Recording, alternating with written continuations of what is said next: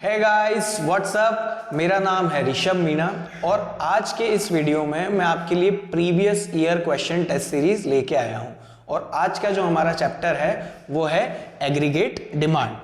बेटा aggregate demand के बारे में एक चीज बहुत इंपॉर्टेंट जो आपके दिमाग में होनी चाहिए कि अगर मैक्रो इकोनॉमिक्स में सबसे ज्यादा ट्रिकी ऑब्जेक्टिव अगर कहीं से बनते हैं तो वो है चैप्टर एग्रीगेट डिमांड। बेटा ये थोड़े वर्ड प्ले करती है सीबीएसई के अंदर, है ना, थोड़ी सी ट्रिकी लैंग्वेज, थोड़ी सी टफ लैंग्वेज।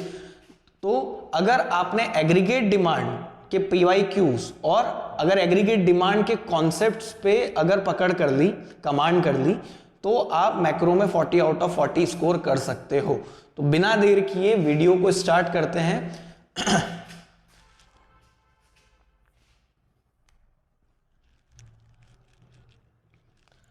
आज का पहला क्वेश्चन है बेटा, statement 1, the consumption curve is an upward sloping straight line curve due to the direct relationship between income and consumption. ये पहला पार्ट, ठीक है। पहले इसको समझते हैं कि स्टेटमेंट कह रहा है कि जो कंजप्शन कर्व है वो एक upward sloping straight line curve है, ठीक है। तो कंजप्शन का कर्व बेटा कुछ इस तरीके से बनता है, ठीक है। ये कंजप्शन का कर्व। अब कंजप्शन कर्व जो है वो upward sloping straight line curve है। क्यों? क्योंकि इनकम बढ़ने के साथ कंजप्शन भी बढ़ता जाता है। तो बेटा एक चीज के बढ़ने पे अगर दूसरी चीज भी बढ़ रही है तो उसे क्या कहते हैं? Direct relation. तो बेटा ये स्टेटमेंट यहां तक बिल्कुल सही है। अब आगे पढ़ते हैं। And the assumption of constant MPC. बेटा इसको समझना बहुत ज्यादा जरूरी है। क्यों? क्योंकि इस कांस्टेंट एमपीसी के ऊपर कंटिन्यूसली सीबीएसई क्वेश्चंस पूछ रहा है। बेटा एक बात याद रखना कि कंजप्शन कर्व को डिराइव करते हैं या कंजप्शन कर्व को जब ड्रॉ करते हैं तो ये एजम्पशन रखते हैं, ये मान के चलते हैं कि एमपीसी हर पॉइंट पे कांस्टेंट है, ठीक है। तो स्टेटमेंट 1 क्या हो गया आपका? ट्रू। सेकेंड स्टेटमेंट समझते हैं। Aggregate demand curve and consumption curve are parallel to each other. बेटा बिल्कुल सही बात है। कंजप्शन कर्व और एग्रीगेट डिमांड कर्व क्या होते हैं? Parallel to each other. Consumption curve and aggregate demand curve जो बनते हैं पैरेलल। तो स्टेटमेंट 2 भी हो गया ट्रू। तो इसका आंसर हो जाएगा सी, बोथ स्टेटमेंट्स आर ट्रू, ठीक है। नेक्स्ट क्वेश्चन सॉल्व करते हैं। नेक्स्ट क्वेश्चन है असर्शन रीजन। बेटा असर्शन रीजन में बहुत प्रॉब्लम आती है बच्चों को, ठीक है। तो आराम से इसको समझना कि मैं कैसे सॉल्व कर रहा हूं, ठीक है। Assertion, saving curve makes a negative intercept on the vertical axis at zero level of income. बेटा सेविंग कर्व अगर आपको समझ में आता है तो सेविंग कर्व कुछ इस तरीके से बनता है, ठीक है। ये वाई एक्सिस और ये X axis, vertical and horizontal. तो saving curve makes a negative intercept. बेटा बिल्कुल सही बात है कि ये जो सेविंग कर्व है ये नेगेटिव इंटरसेप्ट कर रहा है on vertical axis at zero level of income. तो बेटा असर्शन बिल्कुल ट्रू है, ठीक है। अब अगर हमको असर्शन और रीजन को ठीक से सॉल्व करना है तो यहां पे बेटा बिकॉज लगा लेना। ये स्टेटमेंट क्यों सही है? Because of this. तो अभी पहला स्टेटमेंट क्या था? Saving curve makes a negative intercept on the vertical axis at zero level of income. बिल्कुल सेविंग कर्व नेगेटिव इंटरसेप्ट करता है। क्यों? क्योंकि at zero level of income कुछ ना कुछ कंजप्शन होता है और वो कंजप्शन कहां किसके बराबर होता है? डिस सेविंग के बराबर, ठीक है। ये है एक्चुअल रीजन। अब रीजन हमें क्या दे रखा है, अब उसको पढ़ते हैं, ठीक है। Saving function refers to the functional relationship between saving and income. जो सेविंग फंक्शन है वो फंक्शनल रिलेशनशिप शो कर रहा है बिटवीन सेविंग एंड इनकम। तो बिल्कुल सही बात है, जो सेविंग फंक्शन है वो किसके बीच में रिलेशनशिप को शो करता है? Saving and income. बट क्या असर्शन का रीजन ये सही है? नहीं। तो इसका आंसर हो जाएगा बेटा B, both assertion and reason are correct but R is not the correct explanation of A, ठीक है। अगला क्वेश्चन देखते हैं। थर्ड क्वेश्चन भी है असर्शन एंड रीजन। मैंने जान करके बेटा असर्शन और रीजन लिए क्योंकि बच्चों को सबसे ज्यादा प्रॉब्लम आती है statement based question and assertion reason को सॉल्व करने के लिए। देखते हैं थर्ड क्वेश्चन, ठीक है। Assertion, ex post investment represent planned investment whereas ex ante investment represents actual level of investment. बेटा एक्स पोस्ट इन्वेस्टमेंट जो होता है वो प्लान्ड इन्वेस्टमेंट को नहीं शो कर रहा होता है, वो एक्चुअल इन्वेस्टमेंट को शो कर रहा होता है, ठीक है। वो कौन से इन्वेस्टमेंट को बता रहा है, वो एक्चुअल लेवल ऑफ इन्वेस्टमेंट को बता रहा है, जबकि एक्स एंड जो इन्वेस्टमेंट रहता है वो प्लान्ड इन्वेस्टमेंट बताता है, ठीक है। तो इसने अपोजिट लिख रखा है, मतलब असर्शन क्या हो गया बेटा, फॉल्स। और अगर असर्शन फॉल्स हो गया तो रीजन पढ़ने की भी जरूरत नहीं है क्योंकि ऑप्शन ही कुछ इस तरीके के रहते हैं असर्शन और रीजन वाले क्वेश्चंस में, ठीक है। लेकिन हम लोग रीजन पढ़ लेते हैं। At equilibrium level ex ante savings and ex ante investment are always equal. बिल्कुल बेटा, इक्विलिब्रियम लेवल पे क्या होता है, दो condition, AD is equal to S and saving is equal to investment, ठीक है। अब मैंने ऐसा क्यों कहा कि अगर असर्शन फॉल्स होगा तो पढ़ने की जरूरत ही नहीं है, क्यों, क्योंकि देखो अपने आप आर तो ट्रू ही हो गया, बिना देखे ही ट्रू हो गया। क्यों, क्योंकि ऑप्शन इस तरीके के रहते हैं कि दोनों फॉल्स हो ही नहीं सकते। तो A is false and R is true, correct answer is option D, ठीक है। नेक्स्ट क्वेश्चन देखते हैं। Question number 4, statement 1, ex ante saving represents value of planned savings. मैंने अभी जस्ट बताया कि एक्स एंड का मतलब क्या होता है, प्लान्ड, और एक्स पोस्ट का मतलब क्या होता है, एक्चुअल। तो स्टेटमेंट 1 कह रहा है x ante savings represents value of planned savings, तो ये बिल्कुल ट्रू है, ठीक है। सेकंड स्टेटमेंट देखते हैं, savings are directly related to level of national income. बेटा सेविंग का कर्व, अभी मैंने आपको बताया कि सेविंग का कर्व कुछ इस तरीके से बनता है ना, इस एक्सिस पे इनकम और इस एक्सिस पे सेविंग। बेटा इनकम बढ़ने के साथ सेविंग भी बढ़ती जा रही है, मतलब क्या हुआ, एक चीज बढ़ रही है तो दूसरी चीज भी क्या हो रही है, बढ़ रही है। तो ये क्या कौन सा रिलेशन हो गया, डायरेक्ट रिलेशन, ठीक है। और स्टेटमेंट कह रहा है saving are directly related to the level of national income, इसका मतलब ये भी क्या हो गया, ट्रू। तो इसका आंसर क्या हो जाएगा बेटा, both the statements are true, option C, ठीक है। Question number 5, statement 1, consumption function assumes that consumption changes at a constant rate as income changes।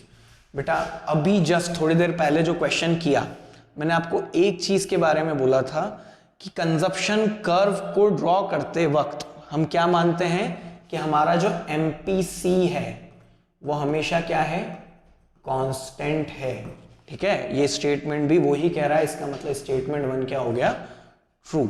Second statement, autonomous consumption is the ratio of total consumption to total income. बेटा autonomous consumption क्या होता है, at zero level of income जो भी consumption होगा उसे हम लोग क्या बोलते हैं, ऑटोनॉमस कंजप्शन। बट स्टेटमेंट कह रहा है कि टोटल कंजप्शन का रेशियो टोटल इनकम के साथ। तो बेटा C बाय वाई क्या होता है आपका, APC average propensity to consume. ये ऑटोनॉमस कंजप्शन नहीं होता, इसलिए स्टेटमेंट 2 क्या हो जाएगा आपका, फॉल्स हो जाएगा। तो इसका करेक्ट आंसर हो जाएगा statement 1 is true and statement 2 is false, ठीक है। चलो नेक्स्ट क्वेश्चन, क्वेश्चन नंबर 6। चलो, assertion full employment refers to absence of involuntary unemployment। बेटा ये जो assertion है ये बिल्कुल ट्रू है, क्यों, क्योंकि फुल एम्प्लॉयमेंट लेवल पे कुछ भी इनवॉलेंट्री अनएम्प्लॉयमेंट नहीं होता है, और assertion बिल्कुल वही चीज कह रहा है कि at full employment level there is no involuntary unemployment, ठीक है। तो there is absence of involuntary unemployment. अब रीजन पढ़ते हैं, ठीक है। रीजन कि under full employment situation all willing and able-bodied people get employment at prevailing wage rate। बेटा बिल्कुल इनवॉलेंट्री अनएम्प्लॉयमेंट क्या होता है कि आपकी इकोनॉमी में जो लोग विलिंग हैं और जो लोग एबल हैं उन सभी लोगों को काम मिल जाए, ठीक है। और वॉलेंट्री अनएम्प्लॉयमेंट क्या होता है, जो एबल है बट विलिंग नहीं है। तो फुल एम्प्लॉयमेंट पे कौन सा अनएम्प्लॉयमेंट एग्जिस्ट करता है, voluntary unemployment, but involuntary unemployment exist नहीं करता है। और ये रीजन बिल्कुल करेक्ट एक्सप्लेनेशन है of this assertion.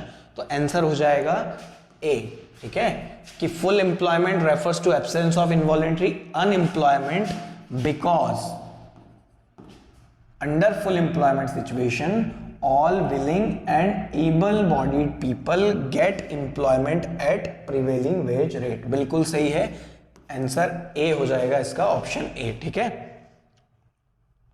Next question number 7। बेटा क्वेश्चन नंबर 7 कह रहा है excess demand does not lead to any increase in the level of output। excess demand does not lead to any increase in the level of output। बिल्कुल सही बात है बेटा, क्योंकि excess demand कब होती है, जब फुल एम्प्लॉयमेंट इक्विलिब्रियम लेवल पे के ऊपर डिमांड आ जाए। मतलब eight full employment equilibrium level पे भी हम लोग सप्लाई और डिमांड को मैच नहीं कर पा रहे हैं, उसके बियॉन्ड डिमांड चली गई, उससे भी ऊपर डिमांड चली गई, तो उसे कहते हैं एक्सेस डिमांड। और एक्सेस डिमांड का आउटपुट, इनकम, एम्प्लॉयमेंट, इन सब पे कोई भी असर या कोई भी इफेक्ट नहीं आता है, ठीक है। तो excess demand does not lead to any increase in the level of real output, बिल्कुल ट्रू है। क्यों, क्योंकि ऑलरेडी इकोनॉमी अपने रिसोर्सेस को फुल्ली यूटिलाइज कर चुकी है, ठीक है। अब रीजन पढ़ते हैं। बिकॉज, अगेन मैंने आपको जो बताया कि इसके बीच में बिकॉज लगाना, ठीक है। Excess demand creates a gap between actual demand and desired demand corresponding to full employment. बेटा ये स्टेटमेंट तो ट्रू है, ठीक है, लेकिन आर करेक्ट एक्सप्लेनेशन नहीं है असर्शन का, ठीक है। तो इसका आंसर हो जाएगा आंसर बी।